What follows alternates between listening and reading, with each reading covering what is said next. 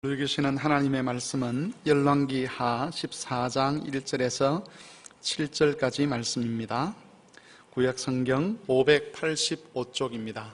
열왕기하 14장 1절에서 7절까지 말씀을 교독을 하고 마지막 절은 같이 읽겠습니다. 열왕기하 14장 1절에서 7절까지 말씀을 교독하겠습니다. 이스라엘의 왕 여호아하스의 아들 요아스 제2년에 유다의 왕 요아스의 아들 아마샤가 왕이 되니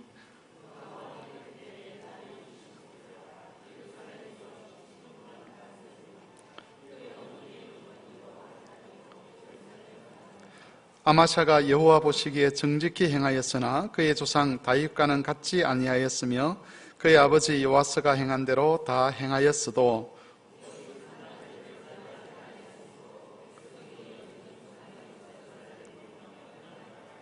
나라가 그의 손에 굳게 섬에 그의 부왕을 죽인 신복들을 죽였으나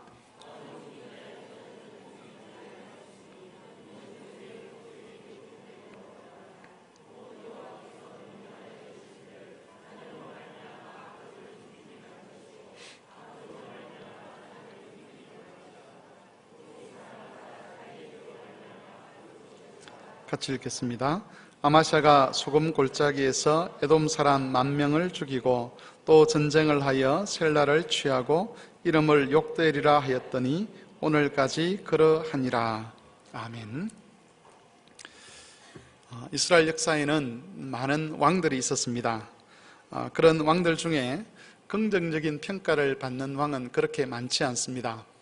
북왕국 이스라엘의 왕들은 거의 대부분 하나님 앞에서 악한 왕으로 그렇게 평가를 받았고, 남왕국 유다의 왕들 중에서도 다수의 왕들이 하나님 앞에서 악한 왕으로 그렇게 책망을 받았습니다.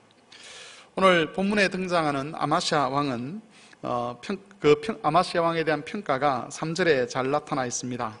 아마시아가 여호와 보시기에 정직히 행하였으나 그 조상 다윗과는 같지 아니하였으며 그 아버지 요아스가 행한 대로 다 행하였다라고 그렇게 평가를 하고 있습니다. 이 3절 말씀만 염두에 두고 본다면 아마시아 왕이 하나님께 신실하지 못한 왕이었다, 또는 이스라엘 백성들에게 크게 덕을 끼치지 못한 왕이었다라고 그렇게 평가를 할 수가 있을 것입니다. 하지만 그 이후에 나타나는 기록들을 보면 이 아마시아 왕이 그래도 여호와 하나님께 대한 바른 신앙을 가지고 하나님의 말씀을 따라 자기 백성들을 다스리려고 했던 왕이라는 것을 알 수가 있습니다. 이 아마시아 왕의 아버지였던 요아스 왕은 성전을 수리를 하고 유다 백성들 사이에 여호와께 대한 신앙을 회복하려고 노력했던 그런 왕이었습니다. 결과적으로 보면 이 노력들이 나중에 성공을 거두지 못하고 이스라엘 백성들의 신앙이 제대로 회복되지를 못했지만, 어쨌든 하나님 앞에서 신실하게 자기 백성들을 다스리고 또 신앙과 정치 개혁을 통해서 이스라엘을 참 하나님 백성으로 세우려고 노력했던 왕이 아마시아의 아버지였던 요아스 왕이었습니다. 그러던 중에 하사엘의 침략을 받아서 나라가 큰 위기에 놓이게 됩니다. 성전의 기물들과 왕궁의 보물들을 다 빼앗기게 되고, 심지어는 왕의 권위가 추락함으로 말미암아서 그의 신하들 중에서 몇 사람이 이 왕을 살해해서 역모를 깨하게 되는 그런 일이 일어나게 됩니다. 아마샤가 처음에 왕으로 올랐을 때는 거의 헛수합이나 다름이 없었습니다. 당시에는 왕권보다는 그 신하들의 권력이 더 강했기 때문에 신앙적으로 타락한 그 백성들과 신하들이 왕의 권위를 인정하지 아니하고 자신들의 뜻대로 나라를 이끌어가는 그런 형편이었습니다. 그런 상황에서 왕이 된 아마샤는 시간이 지나면서 점점 왕권을 회복하기 시작을 했습니다. 그래서 5절을 보시면 그가 왕이 된 이후에 나라를 굳게 세웠다라고 그렇게 기록을 하고 있습니다. 이런 기록을 통해서 알 수 있는 것은 그가 참 그래도 하나님 앞에서 신실하게 나라의 기반을 다져갔던 왕이라는 것을 우리가 알 수가 있는 것이지요. 아마샤가 어떤 인물이었는가 하는 것은 그가 나라를 굳게 세운 이후에 그 모습을 보면 더 분명하게 알 수가 있습니다. 왕권이 회복되었을 때에 아마샤는 자기 아버지에게 반역을 꾀하고 자기 아버지를 살해한 그 신하들에 대해서 책임을 물어 그들을 죽이도록 했습니다. 이것은 고대 사회에서 지극히 당연한 일이었습니다. 그런데 이때 아마샤는 자신의 아버지를 죽인 그 신하들에 대해서는 분명하게 응분의 처벌을 내렸지만 그 범죄한 역모를 꾀한 사람의 가족들에 대해서는 전혀 해를 끼치지 않았습니다. 고대의 여러 기록들을 보면 왕을 죽여서 반역을 꾀하고자 한 사람들을 처벌할 때에는 당사자만 죽이는 것이 아니라 그들의 가족이나 집안 사람들까지 한 가정 자체를 완전히 멸절시키는 그런 기록들이 종종 등장을 하고 그게 정상적인 것이었습니다. 하지만 아마샤는 죄를 지은 당사자만 처벌을 하고 그 가족이나 자녀들에게는 아무런 해를 끼치지 않았습니다.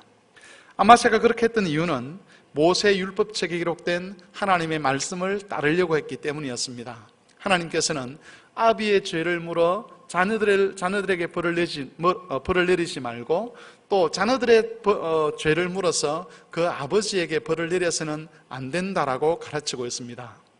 아마샤도 사람이기 때문에 자기 아버지를 죽인 그 사람들, 그 가정에 대한 그런 복수심이 있었을 것이고 그 복수심을 따른다면, 그리고 관례를 따른다면 죄를 지은 사람들의 가정까지 다 파괴하는 것이 맞음에도 불구하고 자기의 사사로운 감정에 치우치지 아니하고 하나님의 율법, 하나님 말씀을 따라서 거기에 신실하게, 거기에 맞추어서 나라를 다스리려고 했던 것입니다. 그만큼 아마샤 왕은 정의롭고 하나님의 율법에도 신실한 왕이었습니다. 7절을 보면 아마사가 소금 골짜기에서 에돔 사람과의 전쟁에서 승리했다는 이야기가 나옵니다. 그리고 셀라라는 지역을 차지했다는 것도 기록이 되어 있습니다.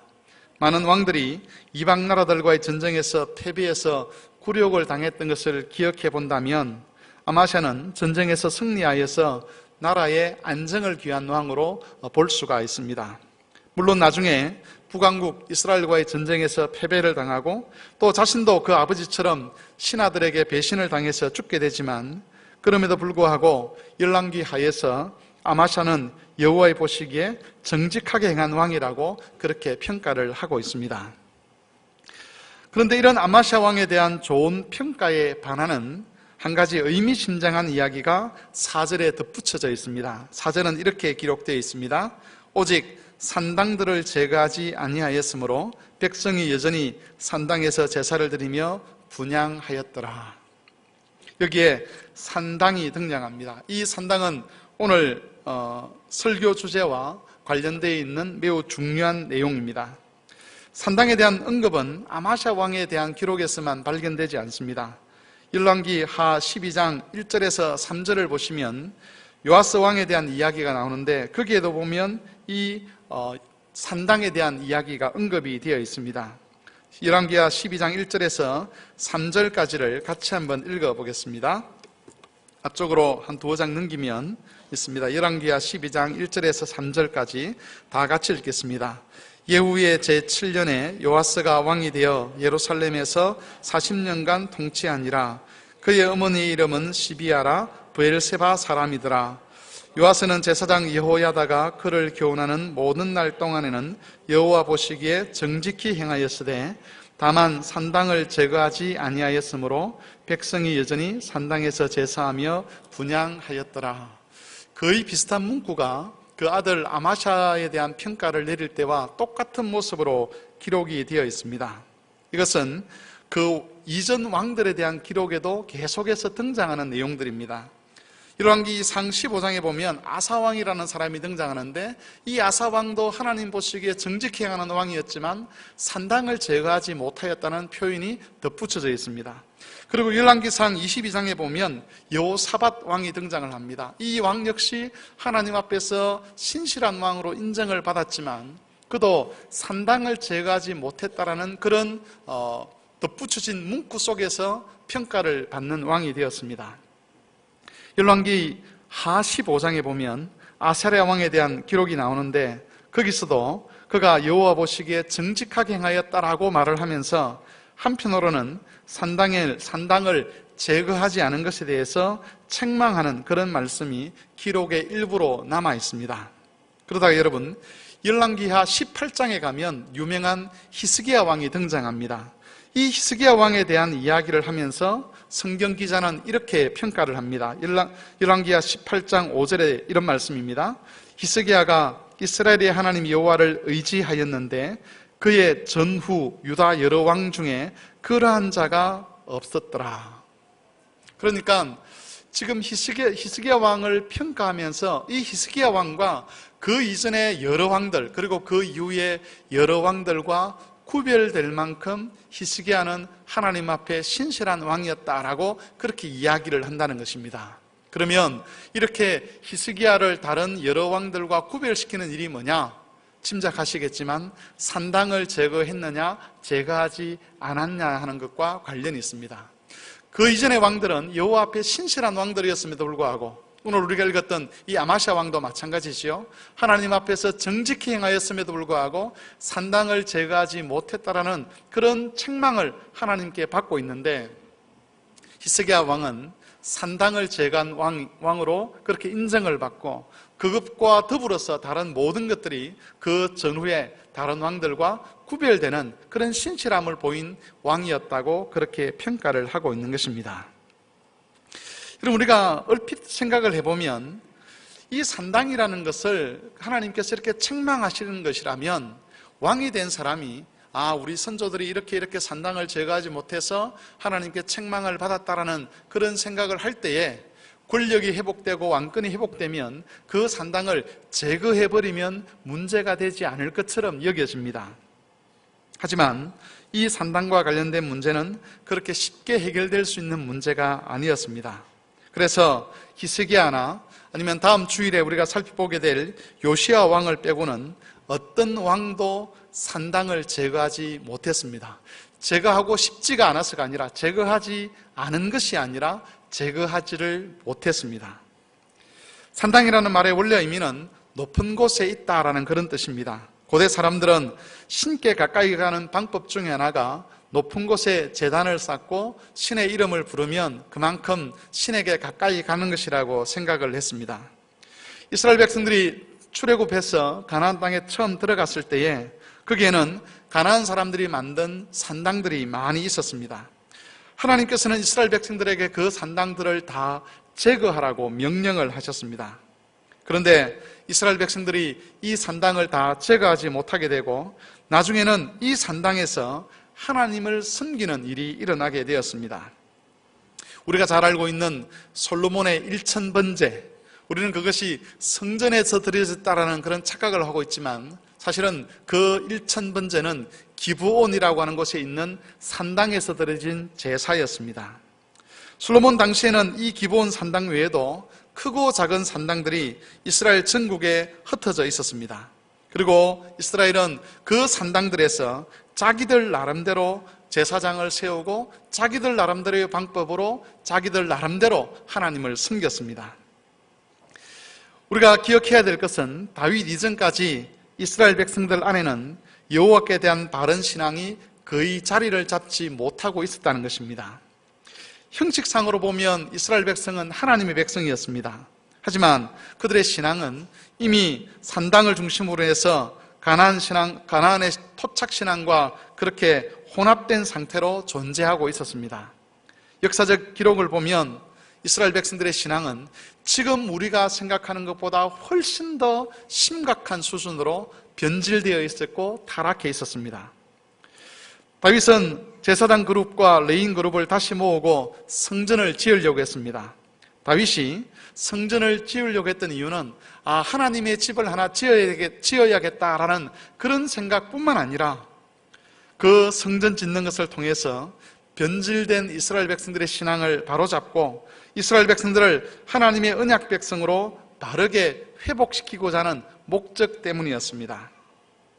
다윗의 아들인 솔로몬이 성전을 세운 후에 흩어져 있던 제사장들을 모으고 레위인들을 모아서 성전을 중심으로 하나님을 섬기는 신앙이 이루어지도록 그렇게 했습니다. 성전을 중심으로 율법을 다시 가르치고 가나안 토착신앙과 혼합되어 있는 그런 요소들을 하나씩 둘씩 구별해서 그런 것들을 버리고 하나님의 율법에 근거한 신앙을 정립하려고 노력했던 것입니다.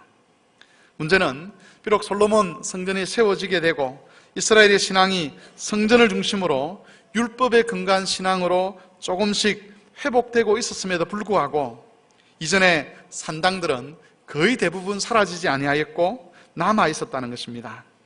산당이 남아 있었다는 것은 그 산당을 중심으로 하나님을 섬기는 사람들이 여전히 존재하고 있었다는 것을 의미합니다.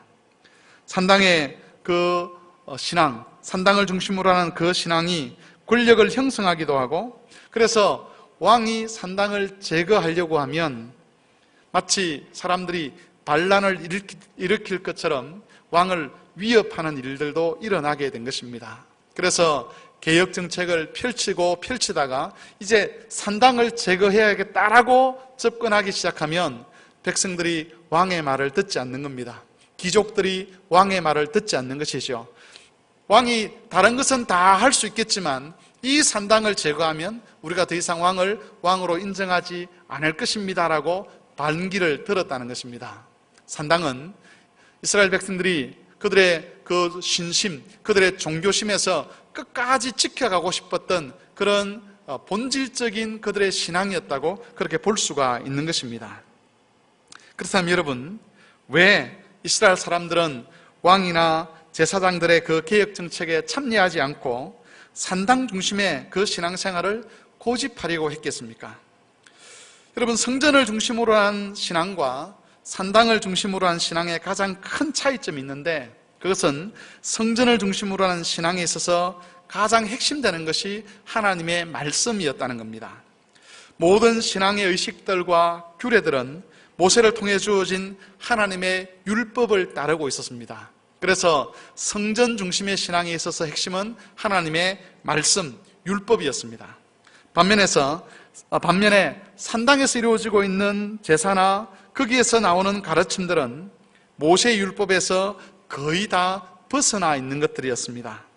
기본적인 종교성을 가지고 있었기 때문에 어떤 것들은 마치 그것이 모세의 율법에 근거한 것처럼 여겨지는 그런 의식들과 그런 규례들이 있긴 했지만 그 속을 가만히 들여다보면 전혀 율법과 상관없는 가르침, 율법과 전혀 상관없는 그런 제도들로 산당 중심의 신앙이 형성되고 있었던 것입니다. 한마디로 산당 중심의 신앙은 하나님이나 하나님 말씀이 중심이 아니라 자기 중심의 그런 신앙이었다는 겁니다.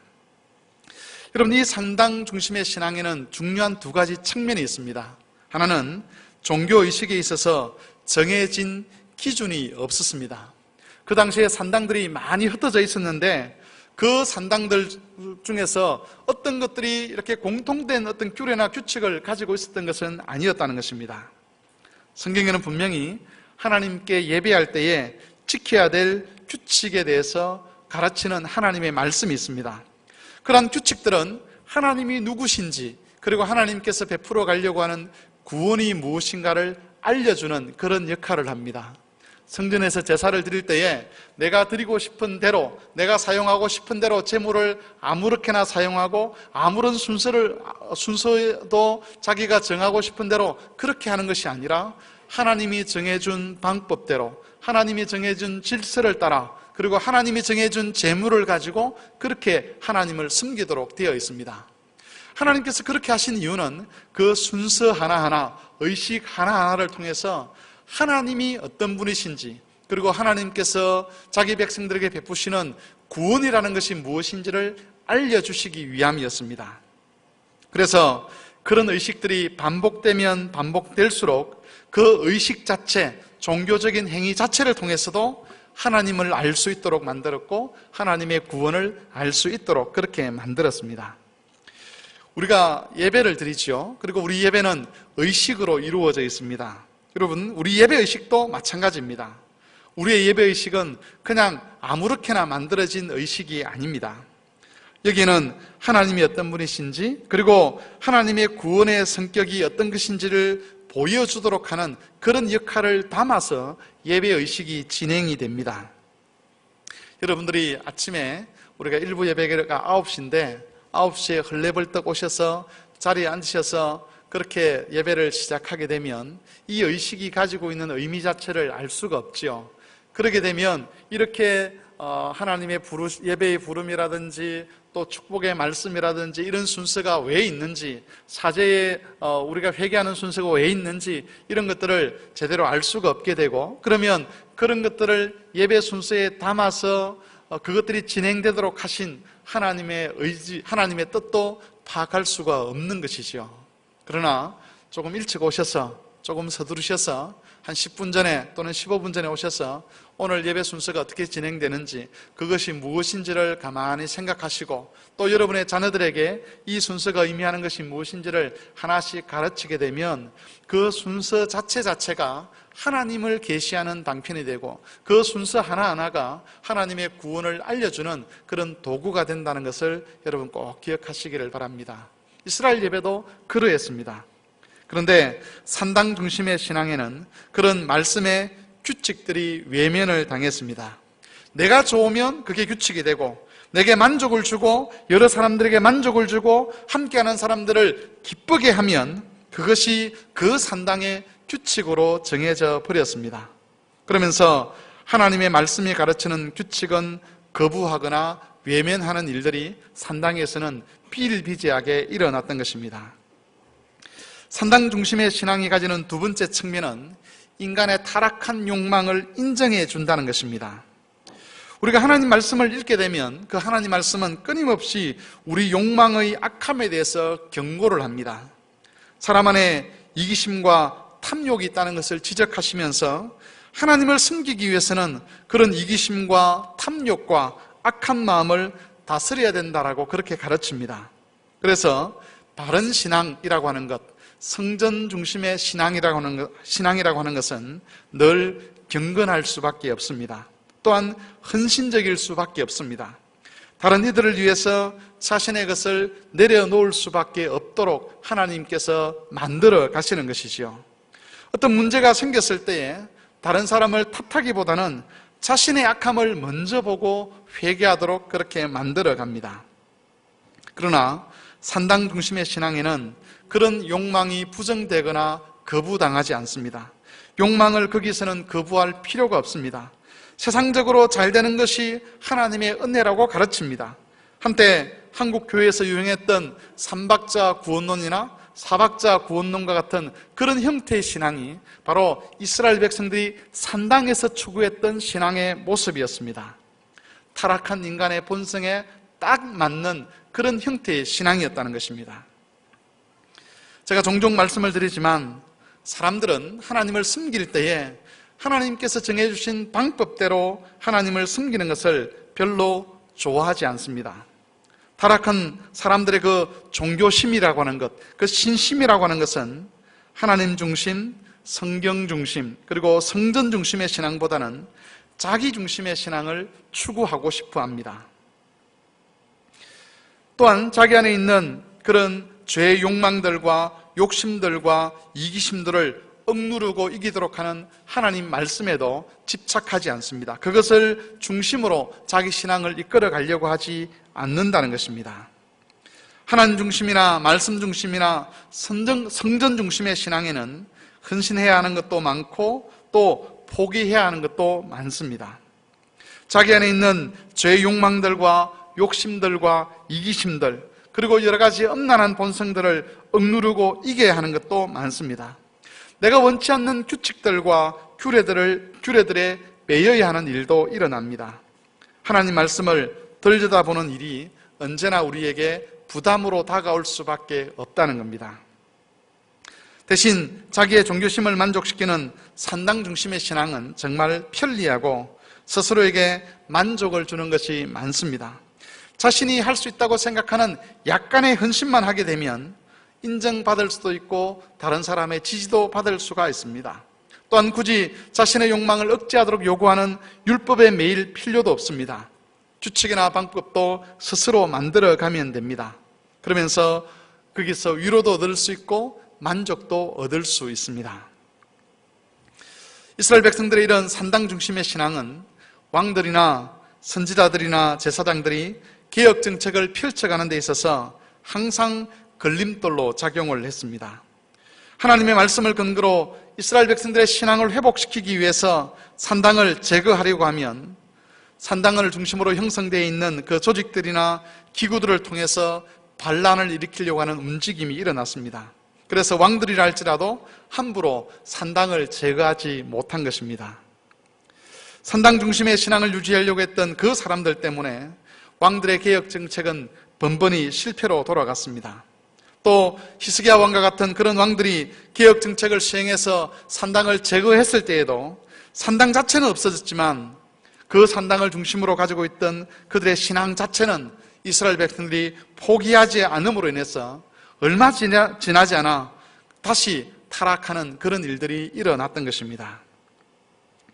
이처럼 산당 신앙은 이스라엘이 하나님 백성으로서의 정체성을 회복하고 하나님의 구원 역사에 동참하는 데 있어서 치명적인 해가 되었던 신앙의 형태였습니다.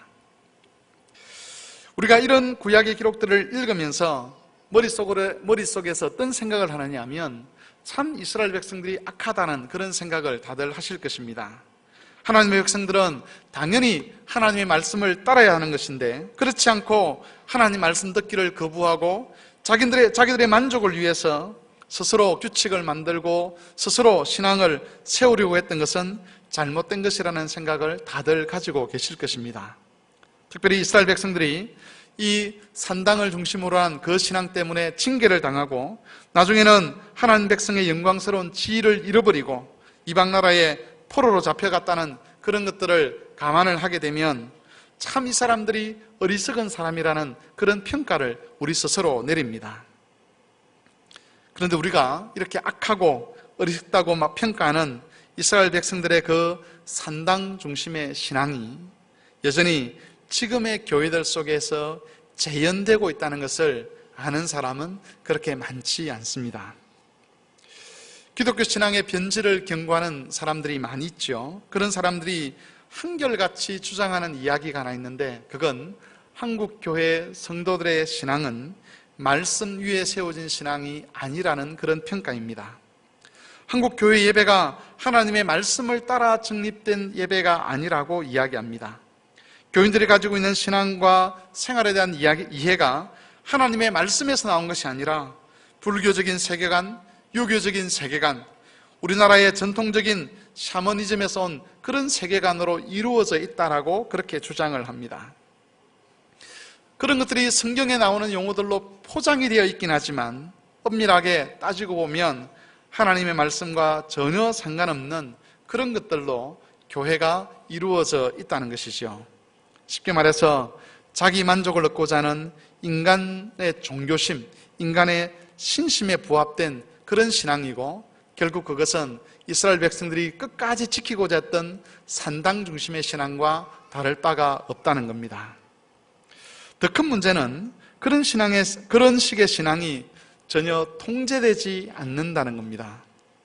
왕들이 참된 개혁을 위해서 산당을 제거하려고 했을 때에 이스라엘 백성들이 반란을 일으키려고 했을 정도로 그렇게 크게 저항했던 것처럼 오늘날에도 하나님의 말씀으로 개혁을 시도할 경우에 많은 경우 그런 개혁들이 교인들에 의해서 거부되고 있는 것이 한국 교회의 현실이라고 이야기를 합니다. 사람들은 이런 말을 합니다. 지금까지 잘 해왔는데 굳이 이것을 바꿀 필요가 무엇이 있습니까? 우리는 이렇게 해서 하나님을 잘 섬겨왔고 만족을 누려왔습니다. 그러면 지금까지 우리가 지켜온 것이 다 잘못되었다는 이야기입니까? 하나님의 말씀만 너무 강조하면 신앙의 자유는 없어지는 것 아닙니까? 라는 그런 이야기를 합니다.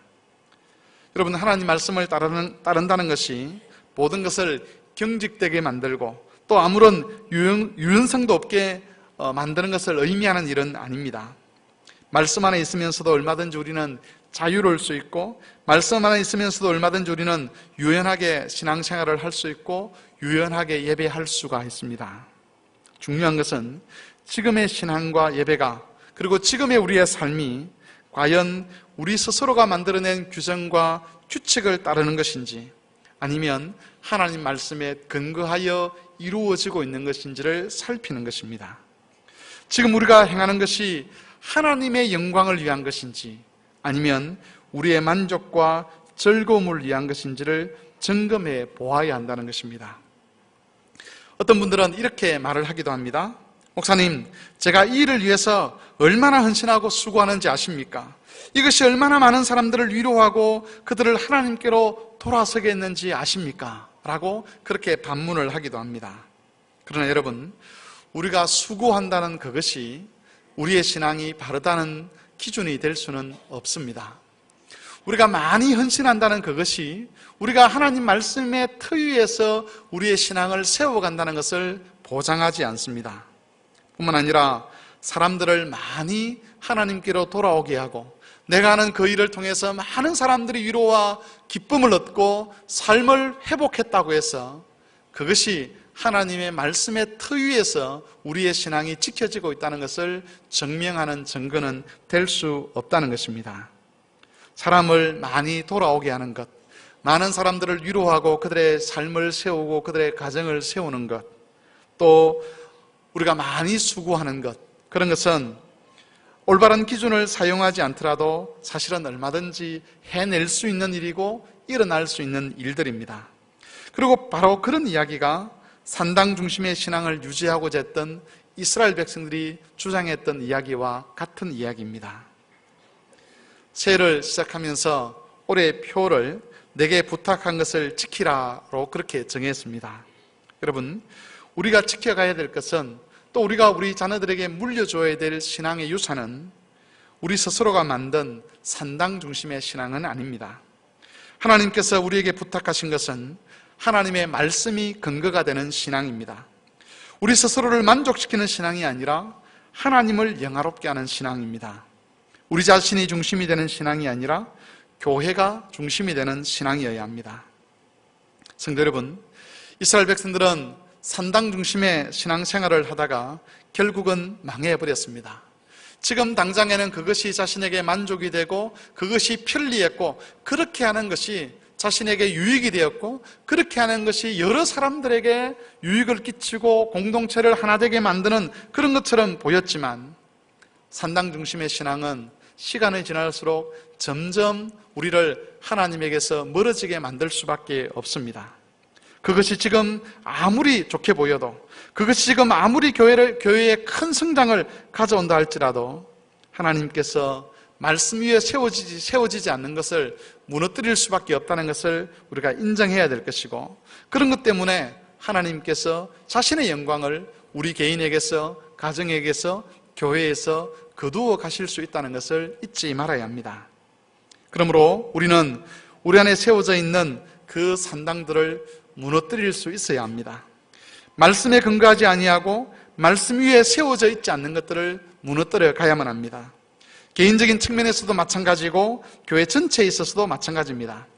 말씀으로 세워지지 않는 모든 것들은 타락한 우리의 종교심에서 나온 것이고 그것은 결코 하나님을 영화롭게 할 수도 없습니다. 우리를 만족시킬 수 있지만 하나님께 기쁨이 될 수 없고 우리의 유익은 추구할 수 있지만 하나님의 복음에는 아무런 도움이 되지 않는 것입니다. 그리고 결국에는 그것 때문에 교회가 망하게 되고 우리가 망하게 됩니다. 우리가 스스로 그런 것들을 파괴해 가지 않는다면 그런 것들은 힘을 가지게 될 것이고 하나님의 말씀 위에 신앙을 세우고자 하는 그런 개혁운동이 일어날 때에 그것들이 우리의 신앙을 변질시켜서 그런 개혁도 방해하게 될 것입니다.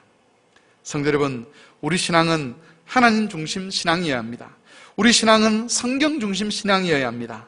그리고 우리 신앙은 교회 중심의 신앙이어야 합니다. 이 신앙의 귀한 원칙들을 잘 지켜가시기를 바랍니다. 그렇게 되면 우리의 신앙이 하나님께서 인정하시고 기뻐하시는 것이 되고 그로 인해서 하나님이 영광 받으실 뿐만 아니라 우리와 우리의 자손의 그 믿음이 주 안에서 견고해지게 되고 세상이 어떻게 변하여 흉흉하든지 하나님의 은혜를 누리는 자리에 계속 머무를 수가 있게 될 것입니다. 이 은혜가 우리 모든 성도들에게 임하시기를 주의 이름으로 축원합니다. 하나님 말씀을 생각하며 여러분 같이 기도하겠습니다. 우리는 얼마든지 우리가 스스로 만들어낸 그런 산당 중심의 신앙을